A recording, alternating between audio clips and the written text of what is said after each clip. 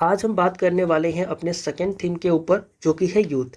Youth एक ऐसा topic है जहां से हर साल सीएपीएफ एग्जाम में क्वेश्चन पूछे जाते हैं। तो आइए इस थीम को कवर करते हैं और एग्जाम में पूछे जाने वाले हर एक सवाल को जो किस थीम से आएंगे उनके ऊपर आप आंसर लिख पाए उस चीज़ को इंश्योर करते हैं। सबसे पहले हम बात करते हैं कि आखिर हम यूथ कहते किसको है, यूथ की डेफिनेशन क्या होती है। तो आप लिख सकते हैं कि जो यूथ है वो रेफर करता है एक ऐसे पॉपुलेशन के ग्रुप को जिनकी एज 15 से 29 साल के बीच में होती है। अब ये जो यूथ होते हैं वो मोस्ट डायनेमिक सेगमेंट होते हैं सोसाइटी को, और इंडिया के बारे में कहा जाता है कि जो इंडिया के यूथ हैं वो इंडिया की सबसे बड़ी स्ट्रेंथ है, और इसीलिए ये इंडिया की सबसे बड़ी रिस्पॉन्सिबिलिटी भी होते हैं। यानी कि यूथ हमारे उन ग्रुप ऑफ पीपल को कहते हैं जिनकी एज 15 से 29 साल होती है, और ये मोस्ट डायनेमिक सेगमेंट होते हैं किसी सोसाइटी के। यूथ हमारे इंडिया के सबसे बड़े स्ट्रेंथ है और सबसे बड़ी रिस्पॉन्सिबिलिटी भी है। अब हम बात करते हैं कि इस थीम से रिलेटेड हमारे पास न्यूज़ क्या क्या है। देखो, ये न्यूज़ मैं इसलिए बताता हूँ ताकि इन न्यूज़ से रिलेटेड क्वेश्चन आपके एग्जाम में पूछे जा सकते हैं, इनसे क्वेश्चन आपके एग्जाम में फ्रेम हो सकते हैं। तो इससे रिलेटेड न्यूज़ ये है कि देखो, इंडिया जो है उसके बारे में कहा जाता है कि डेमोग्राफिक डिविडेंड का अगर कोई फायदा ले रहा है इस टाइम पर तो वो है इंडिया। आपको पता होगा कि डेमोग्राफिक डिविडेंड होती क्या है। यानी कि इंडिया के अंदर जो हमारी डेमोग्राफिक डिविडेंड है ना, इसमें हमें पता लगता है कि जो हमारी 16 ईयर से लेकर के 64 ईयर तक की पॉपुलेशन है ना, वो इंडिया में बहुत ज़्यादा है, जिसको हम वर्किंग एज पॉपुलेशन कहते हैं। तो 15 से लेकर के 64 साल की जो एज होती है, इस चीज़ को हम कहते हैं वर्किंग एज पॉपुलेशन, जो कि इंडिया के अंदर बहुत ज़्यादा है, जिसका बेनिफिट इंडिया को अभी मिल रहा है। और इस चीज़ के ऊपर काफ़ी ज़्यादा डिबेट, काफ़ी ज़्यादा डिस्कशन इंडिया में होती है और वर्ल्ड के अंदर भी होती है, जो कि एक न्यूज़ है इस टॉपिक से रिलेटेड। और इस चीज़ को लेकर के आप एक क्वेश्चन एक्सपेक्ट कर सकते हैं, दैट इज डेमोग्राफिक डिविडेंड। दूसरा हमारा होता है rising concern over unemployment and skill gap. Bharat के अंदर जो अनएम्प्लॉयमेंट है और स्किल गैप है, इस चीज़ को लेकर भी काफ़ी ज़्यादा कंसर्न जो है वो देखने को मिलता है।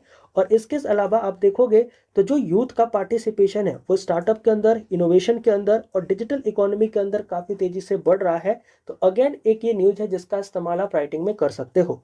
इसके अलावा आप यहाँ पर देखोगे कि इंडिया के लिए जो हमारे यूथ है ना, वो हमारी कहीं ना कहीं जो ये डिजिटली या फिर बोल सकते हो कि इकोनॉमिकली ग्रोथ हो रही है, उसके लिए ड्राइवर है।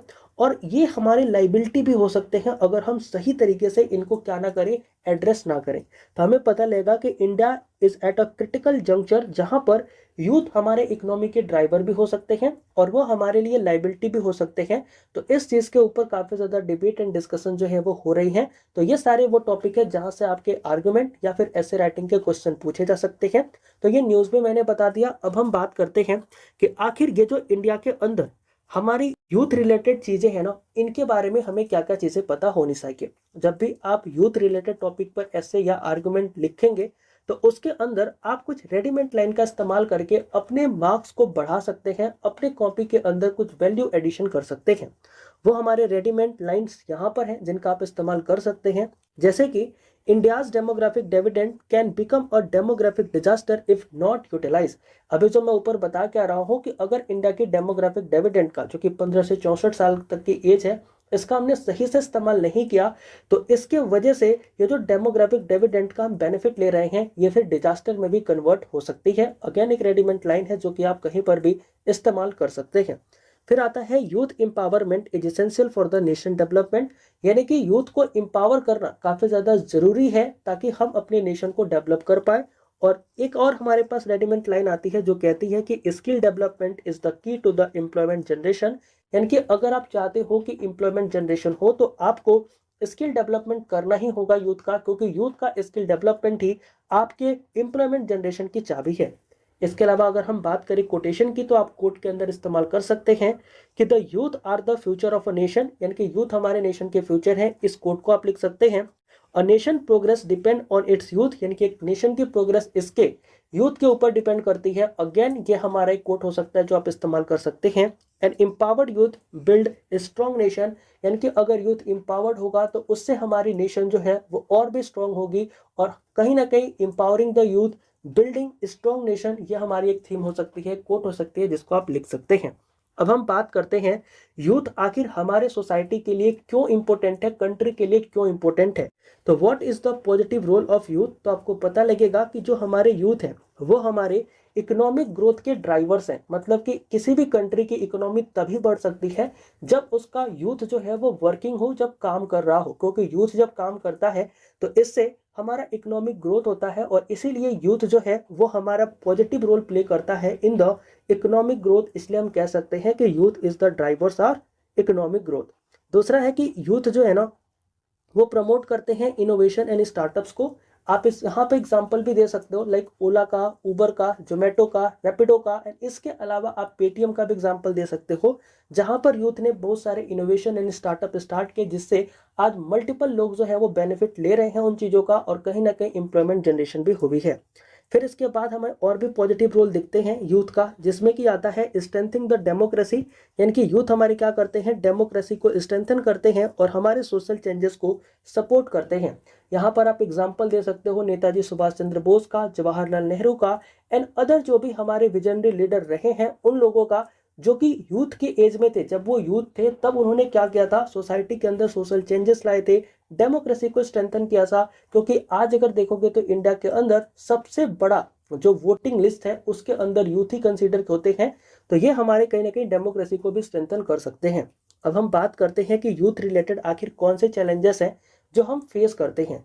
तो आपको पता लगेगा कि सबसे बड़ा जो चैलेंज है जो इस टाइम का यूथ फेस करता है दैट इज राइजिंग अनएम्प्लॉयमेंट। यानी कि जो अनएम्प्लॉयमेंट का लेवल है ना वो यूथों के अंदर काफी ज्यादा बढ़ रहा है, जो कि सबसे बड़ा कंसर्न है।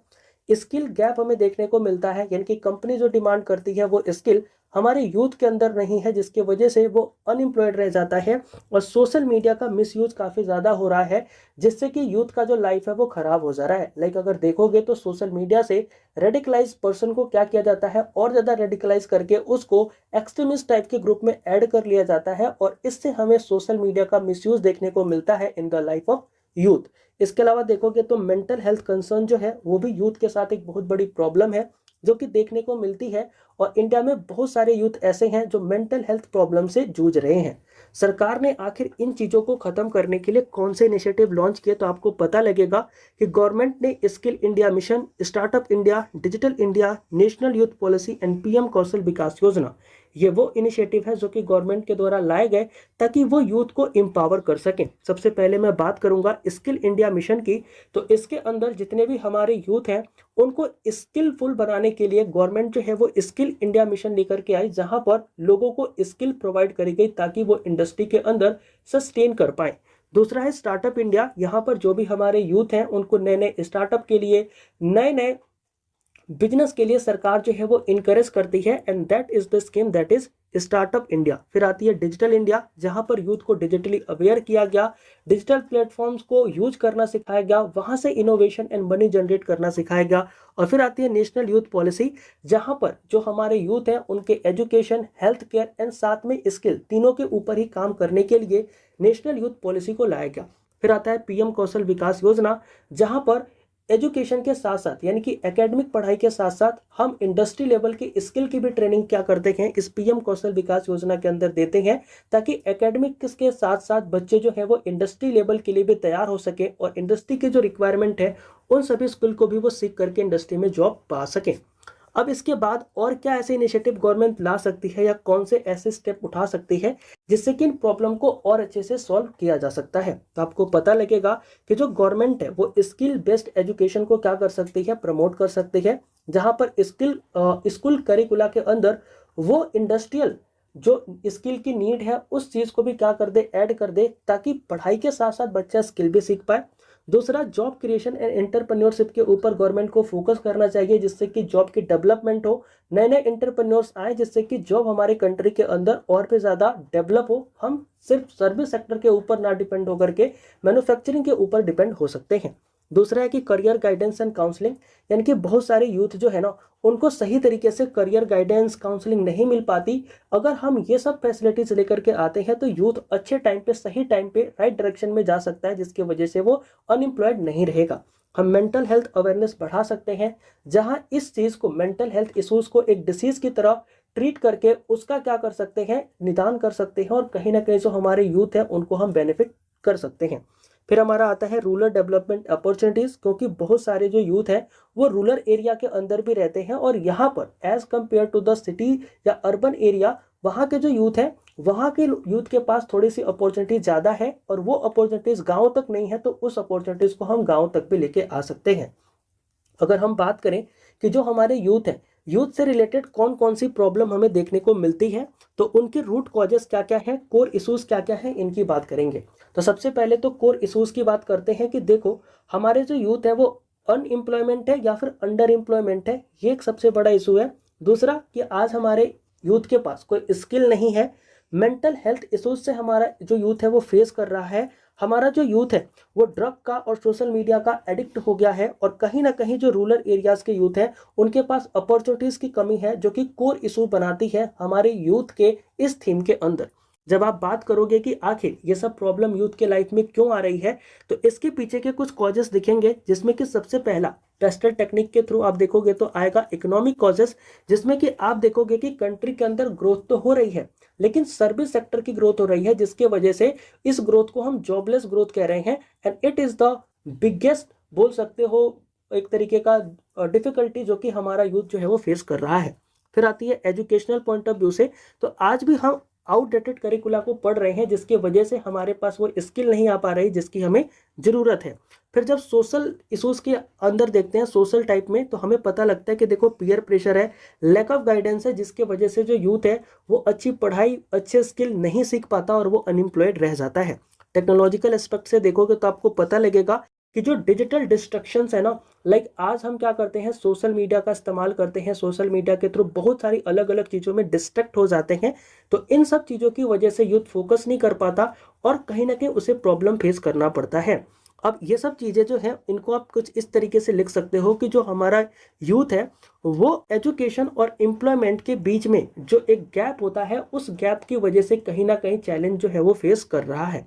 अगर हम बात करते हैं यूथ से रिलेटेड कुछ डेटा की, तो आपको पता लगेगा कि 65% पॉपुलेशन जो हमारे इंडिया के अंदर रहती है उसकी एज 35 ईयर से कम है, जो कि सबसे यंगेस्ट पॉपुलेशन बनाती है हमारे इंडिया को। आपको पता होगा कि इंडिया की जो मीडियन एज है वो 28 ईयर है, जो कि दुनिया में सबसे कम मीडियन एज वाली कंट्री बनती है। आपको ये भी पता लगेगा कि जो हमारी यंग यूथ पॉपुलेशन है ना, इनके अंदर अनएम्प्लॉयमेंट रेट सबसे ज़्यादा है और रैपिड ग्रोथ जो है ना स्टार्टअप एंड डिजिटल पार्टिसिपेशन के, ये भी अभी हमें देखने को मिल रहे हैं जो कि यूथ के द्वारा किए जा रहे हैं। For example Ola, Uber and इसके अलावा रैपिडो, इसके अलावा पेटीएम का भी नाम ले सकते हो। अब यहाँ पर एक लाइन जो आप लिख सकते हो अपने ऐसे के अंदर, वो ये है कि India has one of the youngest population globally offering huge potential. लेकिन इसके अंदर हमें पोटेंशियल तो मिल रहा है सबसे बड़े पॉपुलेशन होने का, लेकिन हमारे पास थ्रेट भी है अगर हम इस पॉपुलेशन का सही से इस्तेमाल नहीं करेंगे तो। अब आप कंक्लूजन में क्या लिख सकते हो, तो आप लिख सकते हो कंक्लूजन के अंदर कि the future of India depend how effectively it harness the potential of its youth, यानी कि हम अपने यूथ का पोटेंशियल किस तरीके से इस्तेमाल करते हैं, यूज करते हैं, इस चीज के ऊपर हमारे इंडिया का जो फ्यूचर है वो डिपेंड करेगा। तो दैट इज द थीम और इस चीज को मैंने अभी डिस्कस किया। I hope and I believe कि आपको समझ में आया हो। ठीक है, एक बार मुझे बताना अगर ये समझ में आया है, तो अगर कोई भी डाउट होता है देन यू कैन आस्क। मिलते हैं नेक्स्ट वीडियो में, तब तक के लिए सभी को जय हिंद एंड थैंक यू।